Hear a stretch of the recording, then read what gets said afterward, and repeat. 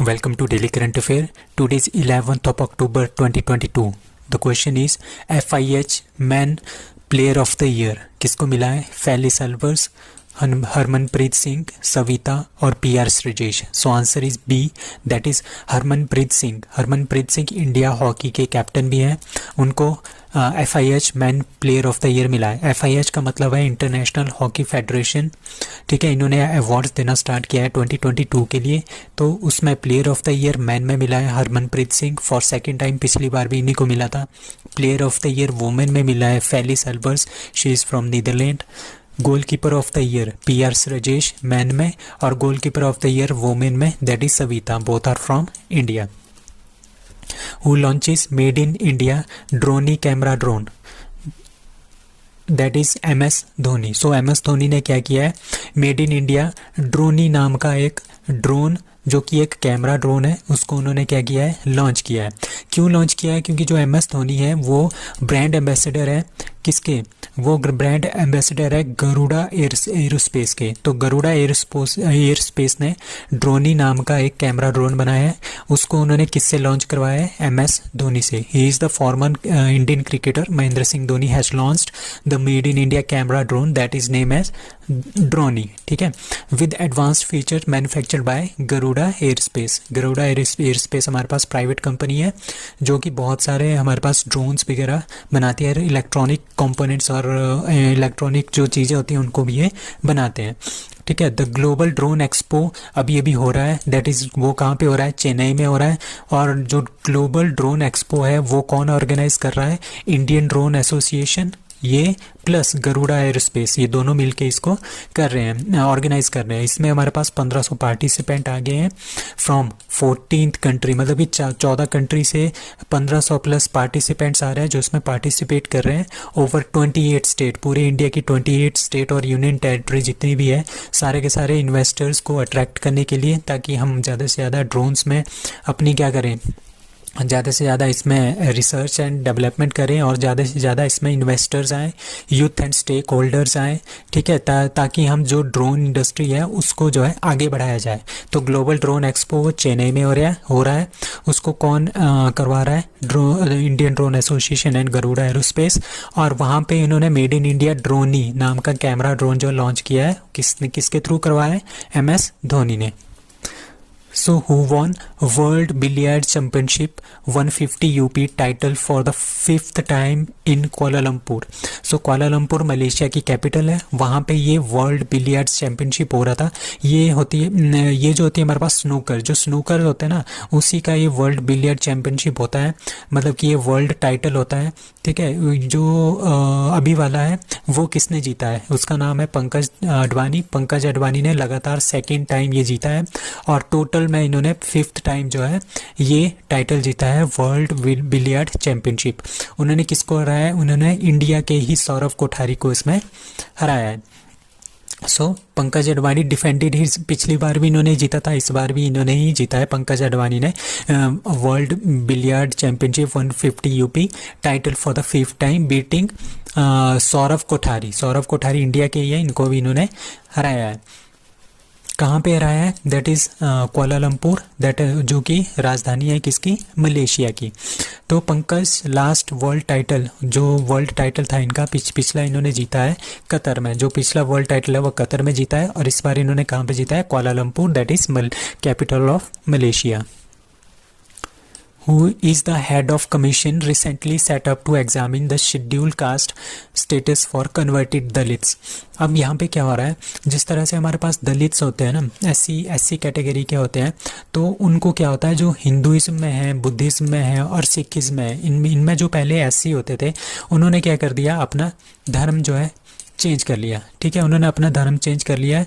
अब इन्होंने धर्म चेंज कर लिया है, जो ये पर्सन है जिन्होंने पहले से ये धर्म चेंज कर लिया है, ये अभी भी SC का कोटा ले रहे हैं. तो सुप्रीम कोर्ट ने क्या बोला है? इन्होंने एक कमेटी बिठाई है, ठीक है, किसकी अध्यक्षता में, जस्टिस के.जी. बालाकृष्णन की अध्यक्षता में।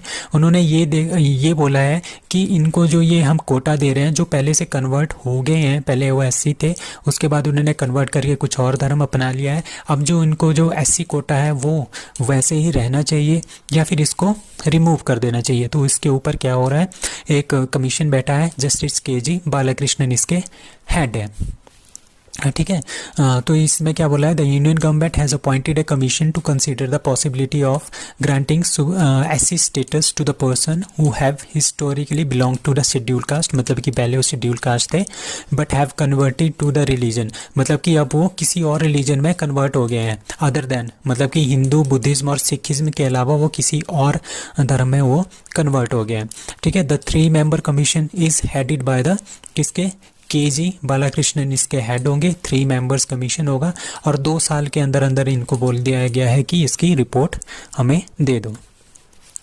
सो as per UNICEF report, over 1 million people has displaced in which South East Asia nation, that is Myanmar. So Myanmar में आपको पता है पिछले साल अभी क्या हुआ था, वहाँ पे जो सरकार थी वो किसकी सरकार थी, वहाँ पे जो सरकार थी वो थी आउंग सान सू की, ठीक है, इनकी ये सरकार थी।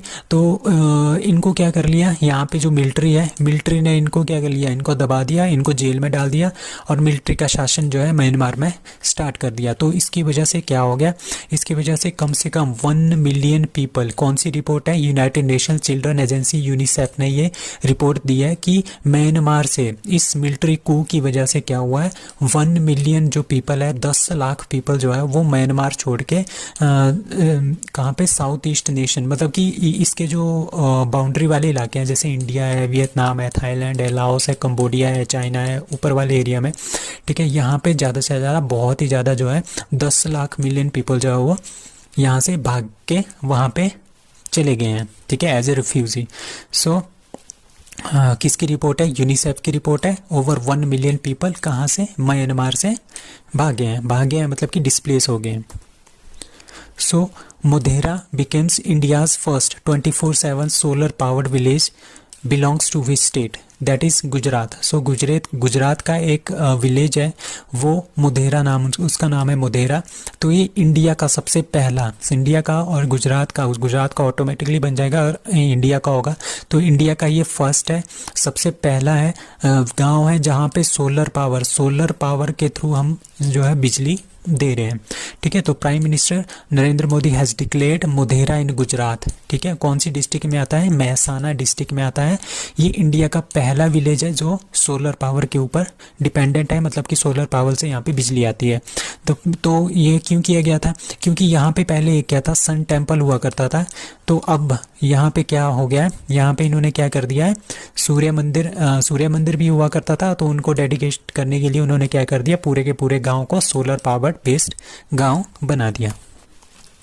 So world mental health day is observed on, that is 10th of October। So 10th of October को हम वर्ल्ड मेंटल हेल्थ डे मनाते हैं। आजकल क्या हो रहा है, जैसे हमारे पास कोरोना आया था, कोरोना के टाइम में भी बहुत ज़्यादा मेंटल हेल्थ डिजीजेज तो इंडिया के पीपल में या पूरे वर्ल्ड में काफ़ी ज़्यादा फैल गई थी और अभी भी बहुत ज़्यादा है, ठीक है। तो उससे रिलेटेड हम वर्ल्ड मेंटल हेल्थ डे मनाते हैं। क्यों मनाते हैं, क्योंकि इसके बारे में हमें अवेयरनेस फैलाना ज़रूरी है, क्योंकि किसी एक पर्सन को जो मेंटल हेल्थ की प्रॉब्लम से, जो मेंटल हेल्थ है जिसकी डिटेरियोरेट हो रही है, उसको खुद पता नहीं चलता कि उसकी मेंटल हेल्थ इतनी डिटेरियोरेट हो गई है। तो इसके बारे में हमने अवेयरनेस प्रोग्राम जो है बहुत सारे स्टार्ट किए हैं वर्ल्ड मेंटल हेल्थ डे के थ्रू, ठीक है, about the mental health and related issues, इससे रिलेटेड जितने भी इश्यूज़ हैं उसके बारे में हमने अवेयरनेस फैलानी है ताकि कम से कम लोग मेंटल हेल्थ प्रॉब्लम से गुजरे। So world federation for mental health sets unique theme for this day, ठीक है, कौन सी थीम है इस बार की, make mental health and well being for all global priorities. So mental health day 2022 या फिर जो भी है हर साल कब मनाया जाता है, that is 10th of October। So ISRO का Chandrayaan 2 spectrometer maps abundance of dash dash on moon for first time. अभी हमारे पास क्या है, चंद्रयान 2 हमने भेजा था, ठीक है। चंद्रयान 2 जब हमने मून पे भेजा हुआ है, ठीक है, तो उन्होंने क्या किया है, वहाँ पे उसको मिला है सोडियम, ठीक है, जो वहाँ पे उसको सोडियम मिला है। और ये फर्स्ट टाइम हुआ है किसी भी रोवर को, किसी भी लैंडर को जो मून के ऊपर है वहाँ पे कोई इस तरह का एलिमेंट मिला हो। तो सबसे पहले चंद्रयान 2 को ये मिला है। Chandrayaan 2 orbiter's X ray spectrometer CLASS has mapped an abundance of sodium, मतलब कि सोडियम हमने मून के ऊपर फाइंड आउट कर लिया है। तो चंद्रयान 2 किसने भेजा था, ये भेजा था Indian space research organisation ISRO ने। As Chandrayaan 1 X ray fluorescent spectrometer detected the sodium from its characteristics line X ray, this open the possibility of mapping amount of sodium on the moon. मतलब कि हमारे पास मून के ऊपर सोडियम जो है वो present है। ये किसने डिटेक्ट किया है, इसरो के चंद्रयान 2 ने। और इसरो के चेयरमैन कौन है आजकल, that is S Somnath. ISRO's foundation date 50 अगस्त 1969 और इसरो के फाउंडर है doctor Vikram Sarabhai. So that's all for today, thank you.